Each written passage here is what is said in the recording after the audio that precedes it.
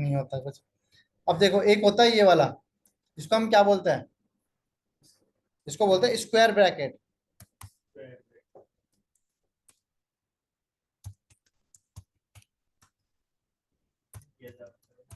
हाँ, ये यूज नहीं किया होगा, नहीं बताता हूँ मैं।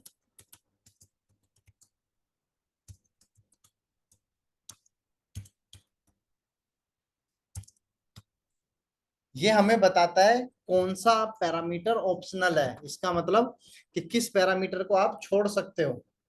देखो कई सारे फंक्शन होते हैं ऐसे, जैसे हमने ऑफसेट फंक्शन लिखा, तो ऑफसेट में सबसे पहले मांग रहा है रेफरेंस, रेफरेंस के बाद रो, रो के बाद कॉलम, कॉलम के बाद, और हाइट किस में लिखा हुआ है, स्क्वायर ब्रैकेट के अंदर।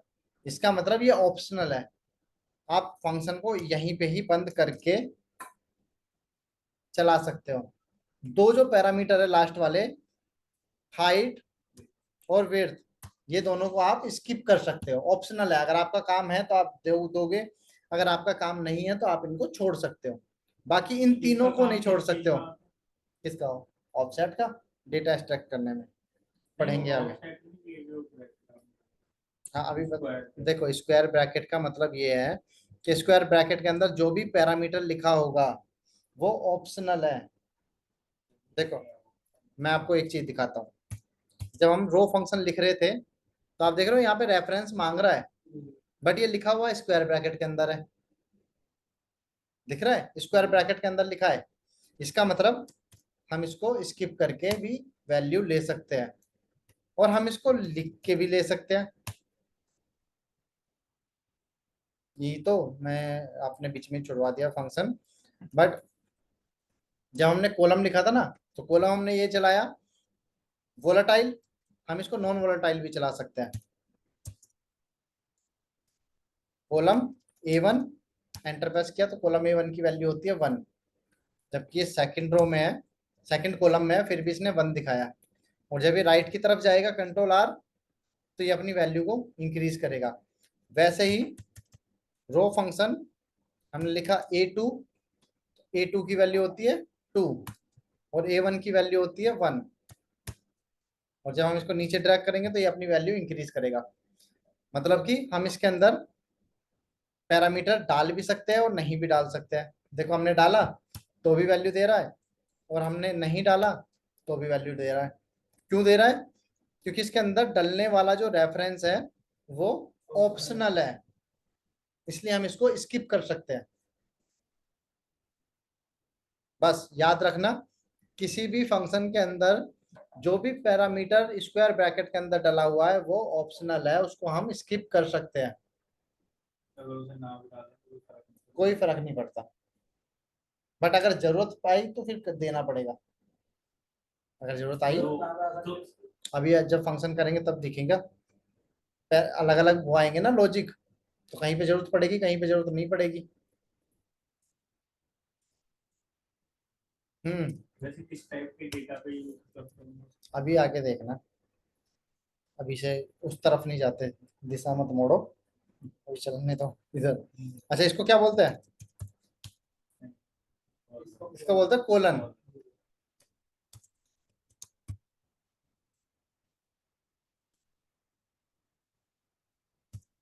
Use to create series. अरे तो ये क्रिएट करता है कर्ली ब्रैकेट। देखो सीरीज कैसे बनाता है ये, हमने यहाँ पे लिखा लाइक Q18, तो ये आ गया Q18, हमने यहाँ पे कोलन प्रेस किया और उसके बाद लिखा हमने Q25, तो Q18 से Q25 तक की इसने सीरीज क्रिएट कर दी।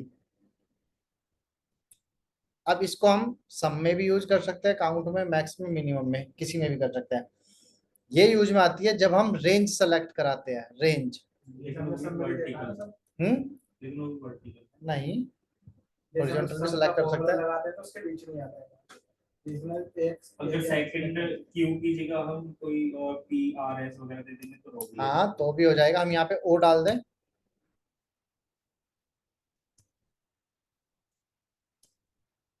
तो देखो O18 से Q15 तक रेंज को सेलेक्ट करने के काम में आता है कोलन।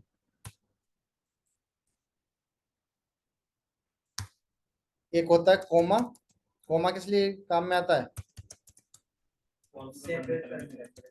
हाँ, सेपरेट पैरामीटर, पैरामीटर को सेपरेट करता है वो। जब हमने लिखा सम, सम के अंदर हमने डाल दिया 10, कोमा लगाया तो बोलेगा दूसरा नंबर, सेकंड नंबर। और देखो ये आ रहा है, ऑप्शनल है ये, ऑप्शनल है, ऑप्शनल है, मतलब एक पहला नंबर मैंडेटरी है, बाकी ऑप्शनल है। और अगर आप इसमें रेंज सेलेक्ट कराओगे इस तरह से,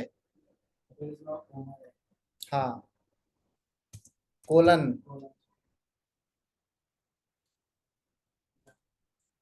आ गया नहीं कोलन? तो इस सीरीज क्रिएट करता है कोलन, और कॉमा करता है सेपरेट।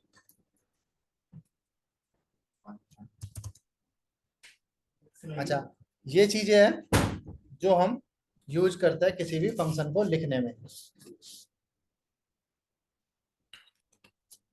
जैसे हम ब्रैकेट को ओपन करते हैं, जितने ब्रैकेट ओपन होंगे उतने ही ब्रैकेट क्लोज होंगे। और जब हम फॉर्मूला लिखेंगे, फॉर्मूला क्या होता है?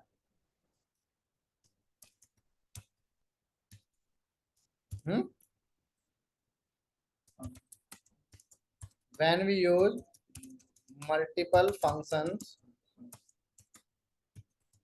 same time is,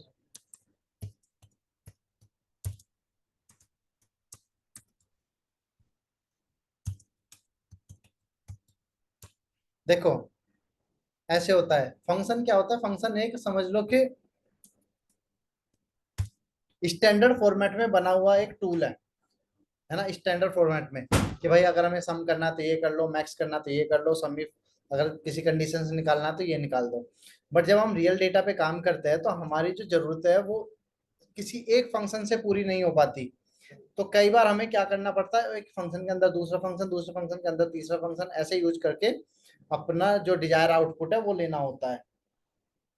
तो जब हम एक फंक्शन के अंदर दूसरा फंक्शन यूज कर देते हैं तब हम उसको बोलते हैं फॉर्मूला। मल्टीपल फंक्शंस जहां पे यूज होगा वो होगा फॉर्मूला। तो जब हम फॉर्मूला लिखते हैं तो एक फंक्शन के अंदर दूसरा फंक्शन यूज करते हैं। बस आपको ना जो एक क्लोजिंग ब्रैकेट है ये वाला, इसका ध्यान रखना है कि कहाँ पे ये हमें बंद कर देना है। जहां भी एक फंक्शन का काम खत्म हो जाए वहीं पे वो ब्रैकेट बंद हुआ। और ये सब चीजें आएगी एक्सपीरियंस के साथ, जब आप खुद से टाइप करोगे, खुद से लिखोगे। ठीक है, ये मत समझना कि ये फंक्शन तो बहुत आसान है, सर ने तो ऐसे ही कर दिया तो मैं भी ना करूं। क्योंकि मेरे लिखने में और आपके लिखने में फर्क है। जब आप खुद से लिखोगे तो आप 10 गलतियां करोगे एक फॉर्मूले को लिखने में, फंक्शन को लिखने में। उन गलतियों से ही आपके अंदर सुधार आएगा। जब आप गलती करोगे फिर आप उसको देखोगे गलती कहाँ हुई है, फिर आप उसको नेक्स्ट टाइम नहीं करोगे। गलती नेक्स्ट टाइम भी कर दी तो उसके नेक्स्ट टाइम तो बिल्कुल नहीं करोगे। अच्छा,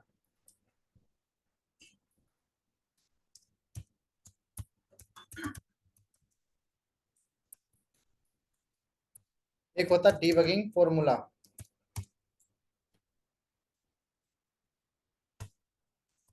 डीबगिंग फॉर्मूला क्या होता है?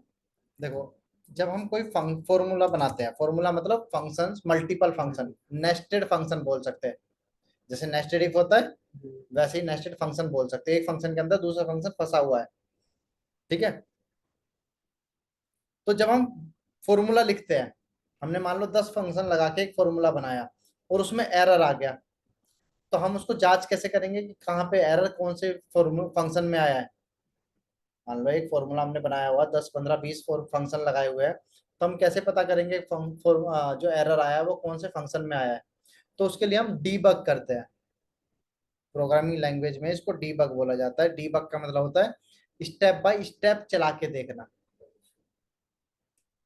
एक एक फंक्शन को, एक एक लाइन को चला के देखना कि फंक्शन सही चल रहा है या नहीं चल रहा है, या फिर किस तरह से चल रहा है। जैसे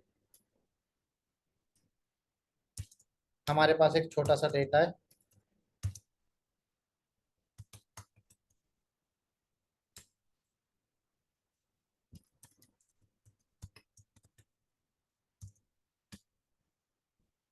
हम यहाँ पे आके लिखते हैं सम।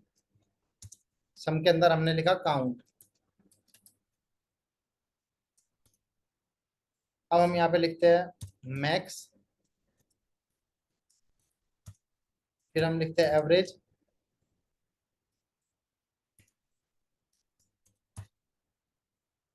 फिर हम लिखते हैं मिन। ठीक है। और फिर हम लिखते हैं 1/0। अब देखो इसमें हमने 5 फंक्शन लगाए हैं। Sum, count, max, minimum, average, average, minimum. उसके बाद हमने एक कैलकुलेशन दी है। जैसे हम इसमें एंटर प्रेस करेंगे तो एरर आ जाएगा। एरर आ गया। अब 5 तो इसमें फंक्शन है और एक कैलकुलेशन है। हमें कैसे पता चले कहाँ पे एरर है? सम में एरर है।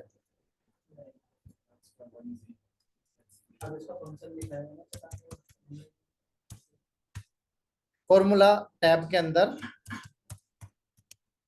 इवेल्युएट फॉर्मूला का ऑप्शन आता है।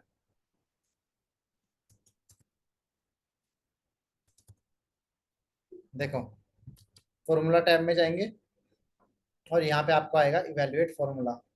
और वहां पे वो बता भी रहा है, क्या कह रहा है, debug a complex formula, evaluating each part of the formula individually, stepping through the formula part by part can help you verify it's calculating correctly।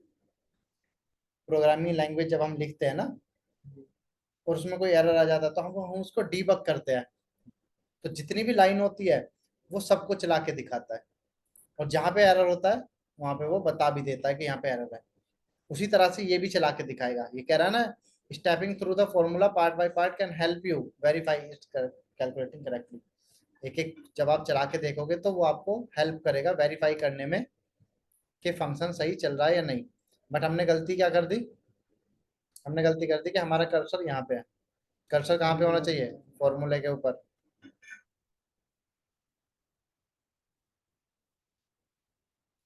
देखो यहाँ पे काउंट फंक्शन है ना,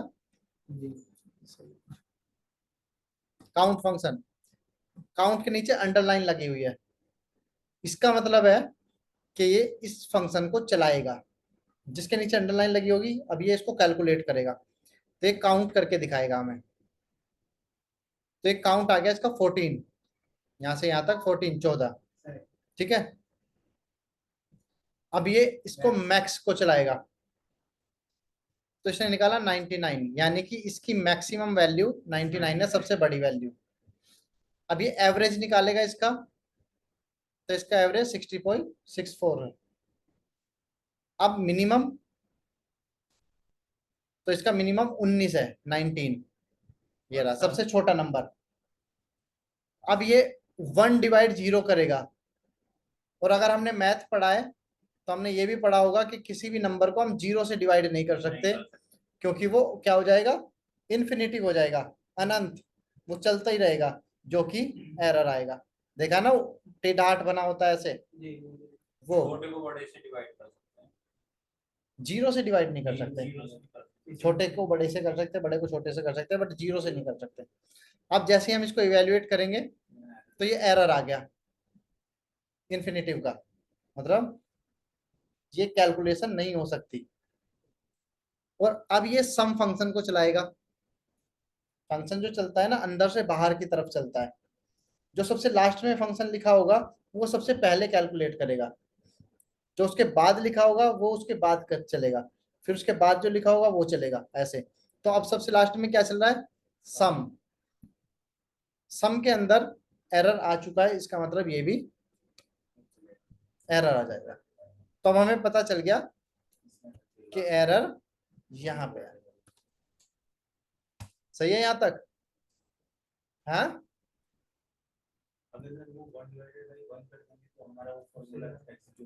हाँ तब तो चलेगा, इसको हटा देंगे तो भी चलेगा, फंक्शन तो चलेगा।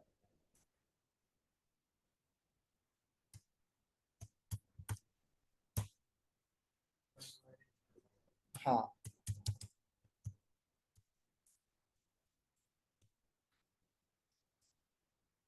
अच्छा अब हम देखते हैं कि हम कौन कौन से फंक्शन कवर करने जा रहे हैं अब आगे की हमारे प्लानिंग क्या रहेगी। अभी तक हमने टूल्स पढ़े ना, अब तो हम फंक्शन पे आया, नया चैप्टर स्टार्ट हुआ है। तो हम सबसे पहले पढ़ेंगे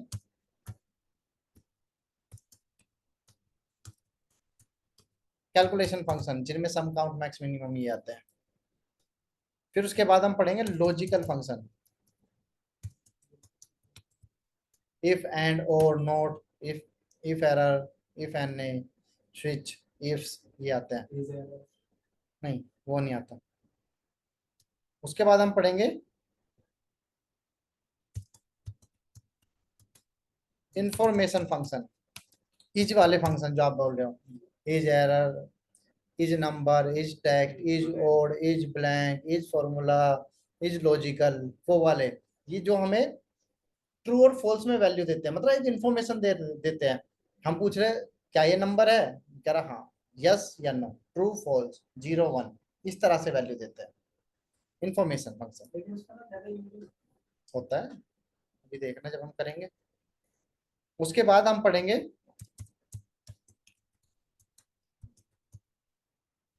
कंडीशनल फॉर्मेटिंग। कंडीशनल तो यही हो गया ना, लॉजिकल। कंडीशनल फॉर्मेटिंग, इन दोनों फंक्शनों को यूज करके, लॉजिक यूज करके सेल को फॉर्मेट कैसे करते हैं। उसके बाद आएगा डेट एंड टाइम फंक्शन। उसके बाद हम पढ़ेंगे टेक्स्ट फंक्शन, ये कैटेगरी लिख रहा हूं मैं, फंक्शन मत समझना इनको। उसके बाद हम पढ़ेंगे लुकअप फंक्शन, ठीक है। लुकअप फंक्शन में वही आ गया अपना V lookup, H lookup, X lookup, index आ गया, मैच आ गया, और ऑफसेट आता है। उसके बाद हम पढ़ेंगे pivot table, basic to advance. उसके बाद चार्ट एंड ग्राफ। उसके बाद अपनी एक क्लास होगी पीपीटी, पावर पॉइंट प्रेजेंटेशन, ठीक है। तो इस तरह से हम आगे पढ़ेंगे। तो सबसे पहले हम बात करते हैं कैलकुलेशन फंक्शनों की। हम एक छोटा सा डेटा बना लेते हैं ताकि हमारा कंसेप्ट क्लियर होता रहे।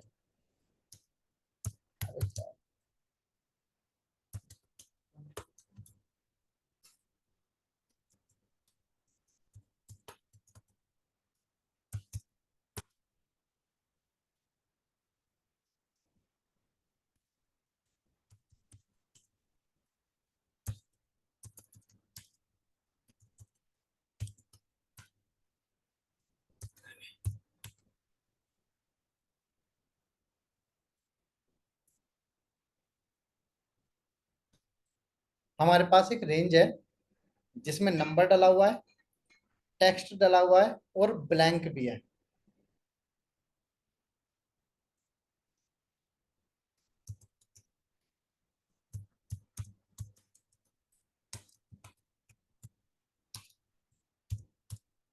तो कैलकुलेशन फंक्शंस में जो हमारे पास पहला फंक्शन आता है वो होता है काउंट, एक होता है काउंटा, एक होता है काउंट ब्लैंक, एक होता है D count, D counta, count if, count ifs, ये फंक्शन होता है।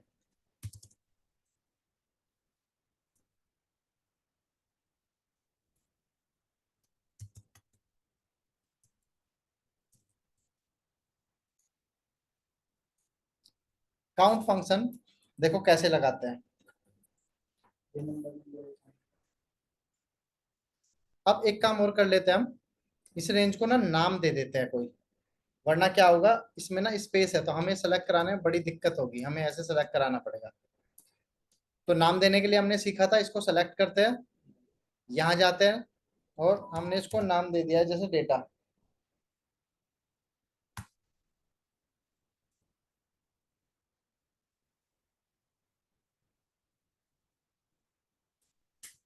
इसको हमने नाम दिया डेटा और एंटर प्रेस किया, अब ये डेटा बन गया है।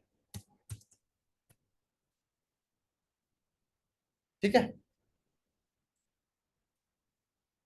तो इस नाम को अब हम यूज कर सकते हैं। जैसे हमने लिखा है यहाँ पे काउंट, काउंट के अंदर लिखा डेटा, एंटर प्रेस किया तो ये आ रहा है 14। 14 क्यों? क्योंकि ये करता है काउंट ओनली, हाँ, न्यूमेरिक सेल्स, जो नंबर होंगे उसी को काउंट करेगा।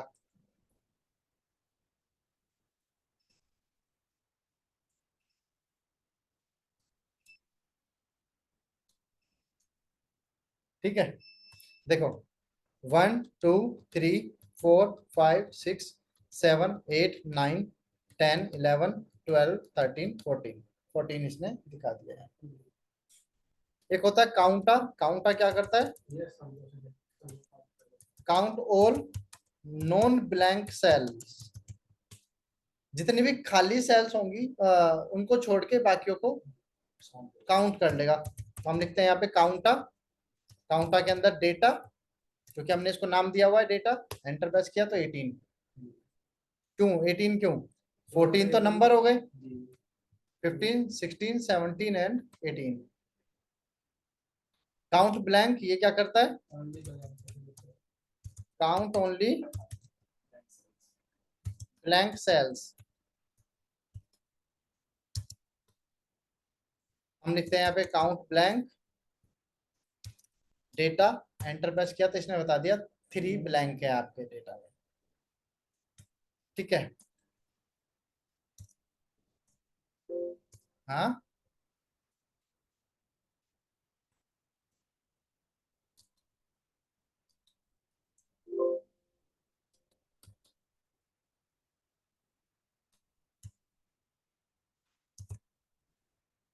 अच्छा। Sir hello. हाँ जी, हाँ जी। हाँ सर, जैसे कि ये सीट हमारी सीट 3 में लिखा हुआ है, सीट 4 में जाके हम ये फंक्शन लगाएंगे तब भी काम करेगा? फाइल का देखते हैं, नाम डेटा देके। करके देख लेते हैं।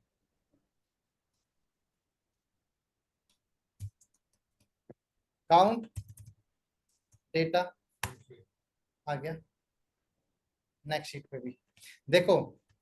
जी जब हम किसी डेटा को नाम देते हैं, किसी रेंज को नाम देते हैं, तो वो दो तरह से दिए जा सकते हैं।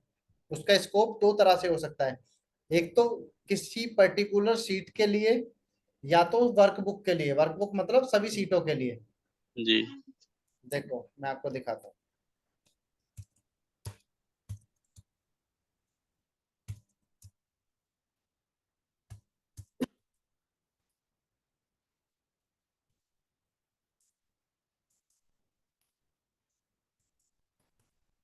ये डेटा है, हम यहां से यहां तक गए, फॉर्मूला, डिफाइन नेम, यहाँ पे हमने लाइक इसको नाम दे दिया डेटा 1। यहाँ पे देख रहे हो स्कोप क्या लिखा हुआ है?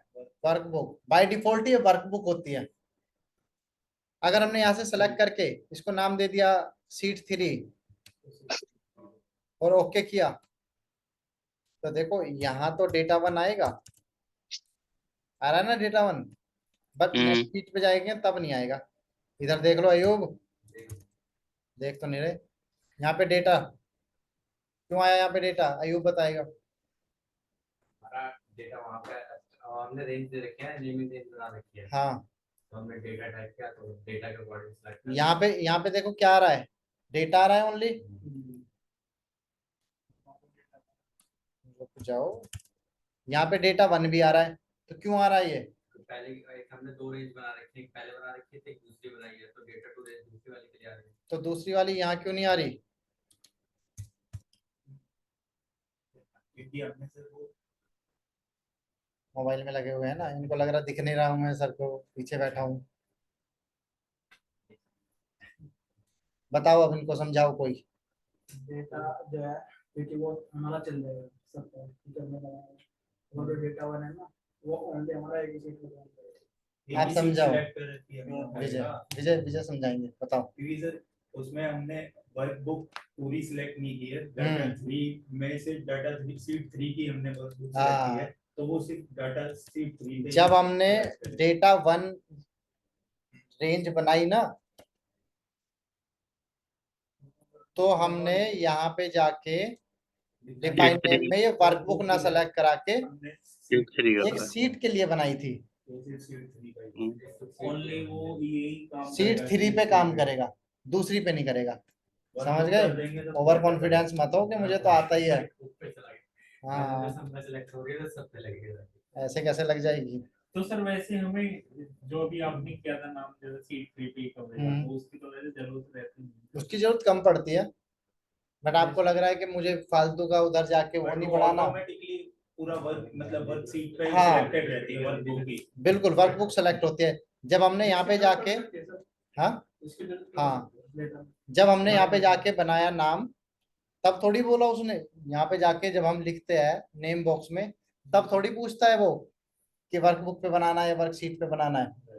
तब तो वो बाय डिफॉल्ट वर्कबुक के लिए बना देता है, यानी कि सारी सीटों के लिए। क्योंकि सर जहाँ पर हमने नाम चेंज कर दिया ना, जैसे इसका नाम देते हैं इसी वेरिएबल का, तो वो नाम ऑफसेट में जैसे वो लगाते हैं ना डायनेमिक रैंक, तो वहाँ पे भी उसका यूज होता है। तो नीचे जो फॉर्मूला का जो फॉर्मूला बार है ना, वहाँ पे यूज करते हैं उसको। तो वो ना काउंट ए के लिए हमें यूज करना पड़ता है, तो वहाँ पे बैठा है। बढ़िया, कुछ तो काम आया तुम्हारे। अच्छा, अगर मैं आपसे बोलूं कि काउंट ओनली टेक्स्ट, अभी तक हमने 3 फंक्शन देखे। एक नंबर को काउंट कर रहा है, एक सभी को काउंट कर रहा है, एक ब्लैंक को काउंट कर रहा है। ऐसा कोई फंक्शन है जो सिर्फ टेक्स्ट को काउंट कर दे? कौन सा? डी काउंट ओनली टेक्स्ट को काउंट करेगा? करेगा सर, उसमें हम लगा देंगे ना कि नंबर को सिलेक्ट नहीं करना। कैसे लगाओगे बताना, बताओ। बताओ। डी काउंटा, काउंटा ही लिखेंगे ना? रहने दो। देखो, हमारे पास 2 फंक्शन है, एक तो सभी को काउंट कर रहा है और एक नंबर को काउंट कर रहा है। सर सभी को जो कर रहा है वो ओनली काउंट वैल्यू और उसको कर रहा है ना, नंबर को नहीं कर रहा। नहीं, तो ब्लैंक को हमें कराने की जरूरत क्या है? हम ऐसे नहीं कर सकते? काउंटा, तो ये क्या निकालेगा? जो ओनली टेक्स्ट और नंबर, टेक्स्ट और नंबर को निकालेगा। अगर हम इसमें से माइनस कर दें काउंट, काउंट क्या निकालेगा? नंबर। तो क्या बचेगा हमारे पास? टेक्स्ट बचेगा। लेकिन जैसे ब्लैंक वगैरह की तो ब्लैंक से क्या फर्क पड़ रहा है हमें? ब्लैंक को काउंट ही नहीं कर रहा हूँ, इग्नोर कर दे रहा है ब्लैंक को। तो आ गया, समझ गए?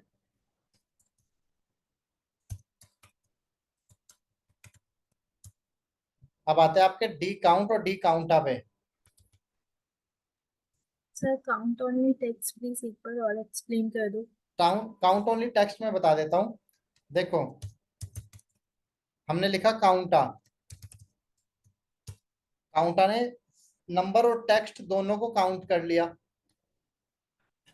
एक हमने लिखा काउंट जो कि ओनली नंबर को काउंट करेगा, और हमने इसमें से ये माइनस करा दिया, सभी में से नंबर माइनस करा दिया, तो टेक्स्ट बचा। ऐसे हुआ है।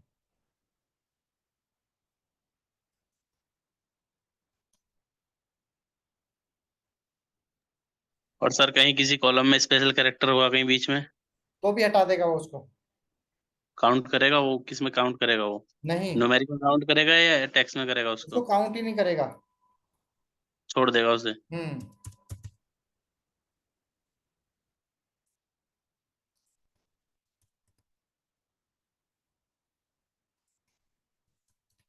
देखो, हमारे पास ये डेटा है, हम इसको क्या करते, थोड़ा सा हाइड कर लेते हैं, Ctrl+0 प्रेस करके। अब अगर हमसे बोला जाए एजेंट अशोक कुमार का काउंट चाहिए, समझ रहे हो? अभी तक हम क्या कर रहे थे, ओल काउंट हो रहा था। अब हम कंडीशन लगा रहे हैं, अशोक कुमार की एंट्री कितनी बार आई है? 412 बार। ये काउंट करना है, तो इसके लिए हम फंक्शन लगा देंगे डी काउंटा। डी काउंटा क्यों लगा रहे हैं? क्योंकि काउंट जो होता है वो नंबर के लिए काम होता है, और ए काउंटा, काउंट ऑल बोलते हैं, ये होता है टेक्स्ट के लिए। तो अभी अशोक कुमार क्या है? टेक्स्ट है, इसलिए हम डी काउंटा लगा रहे हैं। नंबर होता तो डी काउंट भी लगा लेते हैं, सेम फंक्शन, दोनों सेम चलेंगे। तो जब हम डी काउंट या डी काउंटा लिखते हैं तो ये हमसे 3 पैरामीटर मांगता है, डेटाबेस, फील्ड और क्राइटेरिया। डेटाबेस में हमने ये सिलेक्ट करा दिया, कोमा लगाया, फील्ड, फील्ड बोलते हैं हेडर को, तो हम इसका हेडर सेलेक्ट करेंगे, कोमा, बोला क्राइटेरिया, नहीं क्राइटेरिया में ओनली नाम नहीं दे सकते, हेडर के साथ नाम देंगे। अगर हमने ओनली नेम दिया और हमने एंटर प्रेस किया तो देगा ही नहीं वैल्यू।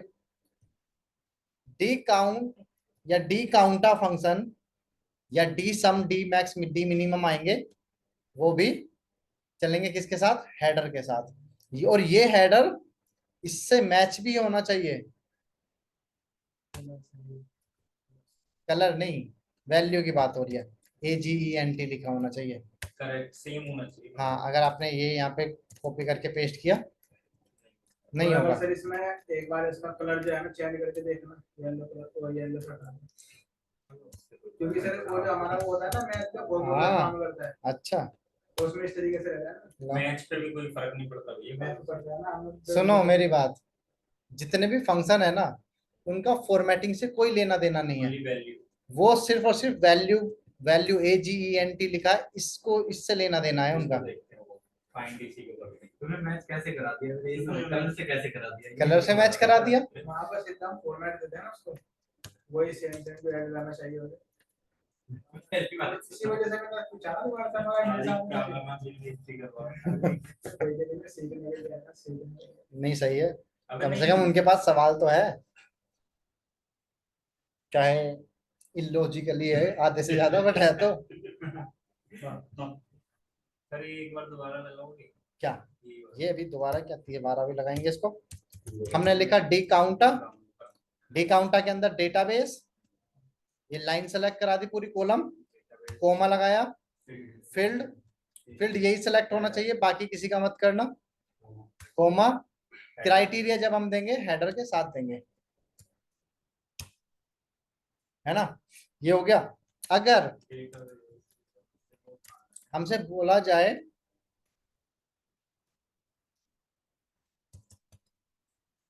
मैं लिख देता हूँ, डेटाबेस मांग रहा है, हाँ फील्ड मांग रहा है और क्राइटेरिया, ये तीन ही चीजें तो मांग रहा है हमसे। डेटाबेस क्या हो गया, कंप्लीट टेबल या फिर कॉलम, सिंगल कॉलम भी सेलेक्ट करा सकते हैं अगर हम सिंगल कॉलम पे। और इसको जरा खींच दो पकड़ के, हाँ विद हेडर, हेडर जरूर आना चाहिए, समझ रहे हो, यहां से मत सेलेक्ट करा देना, क्योंकि इसका और इसका मैच होना जरूरी है। फील्ड क्या होता है, फील्ड होता है हेडर, और क्राइटेरिया क्या होता है, कंडीशन, क्या करना है, किस पे फिल्टर लगाना है, फिल्टर किस पे लगाना है,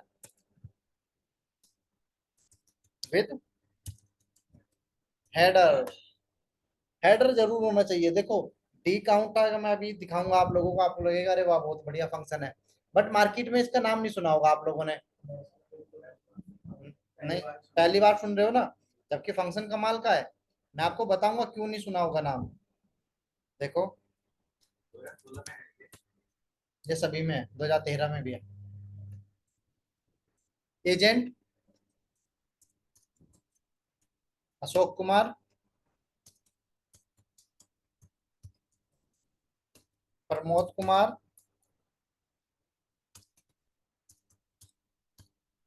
branch central west side, count चाहिए,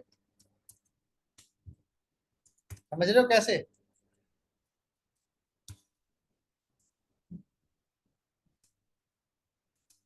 अशोक कुमार की ब्रांच, ब्रांच अपने हाइड किया हुआ है, कोई नहीं, हम ऑल्ट और सीए करके हटा लेते हैं। इसको हाइड कर देते हैं क्योंकि ब्रांच हमें अभी चाहिए हो।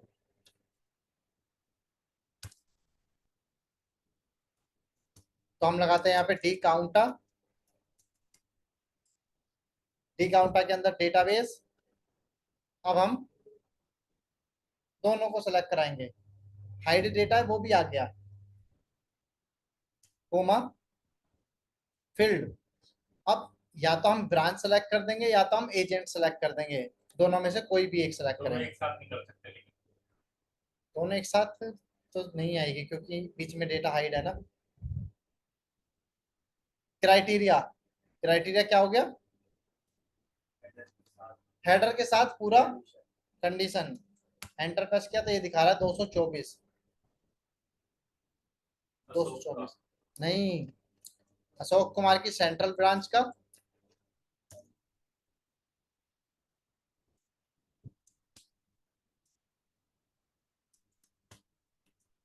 कितना है इसका? 212 और 212 ही उसका होगा। लेकिन यार 224 आ रहा है। अरे तो दूसरा भी तो है, अभी तो हमने एक पे, अभी तो फिल्टर एक पे लगाया था ना। 12 आ रहा है, आ गया नहीं पूरा? लेकिन इसने एक में ही दे दिया निकाल के। एक में ही देता है। इसने ऐसा जैसे करा हमने कि दो नाम अशोक लिखे। कुमार की 2 ब्रांच है, दोनों का कॉम्पिटिशन है एक बार। प्रमोद का भी दे दिया ना अशोक कुमार की सेंट्रल ब्रांच का, प्रमोद कुमार की वेस्ट साइड का, तभी तो हमने अलग अलग जाके फिल्टर लगाया। और अगर इसे ड्रैग करेंगे तो भी 224 आना चाहिए। क्यों आएगा 224?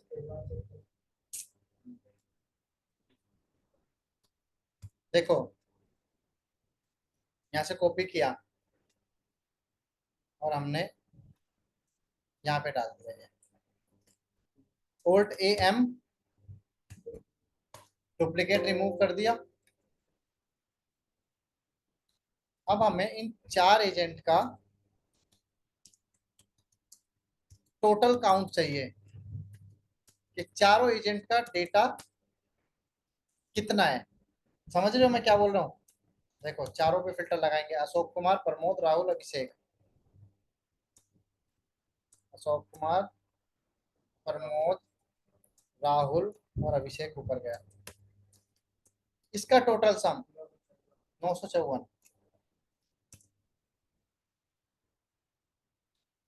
देखो अगर हम ये काम काउंट इफ से करते, अलग अलग दिखाएगा।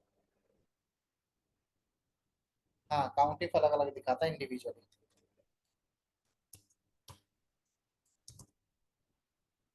अगर हम ये काम करते काउंट इफ,